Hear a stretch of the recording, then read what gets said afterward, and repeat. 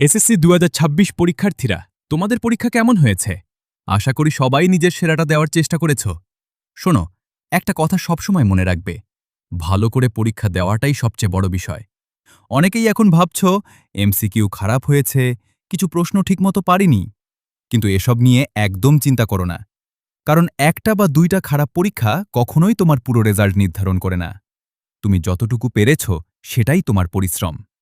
নিজের উপর বিশ্বাস রাখো, ইনশাআল্লাহ ভালো কিছুই হবে। এবার আসি সবচেয়ে গুরুত্বপূর্ণ বিষয়, রেজাল্ট কবে প্রকাশ হবে।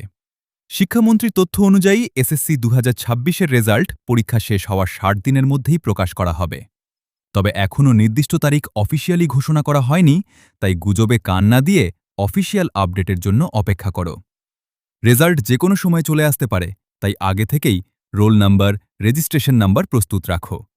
মনে রাখবে, রেজাল্ট যেমনই হোক, জীবন থেমে থাকে না। তোমার স্বপ্ন, তোমার পরিশ্রমই তোমাকে এগিয়ে নিয়ে যাবে।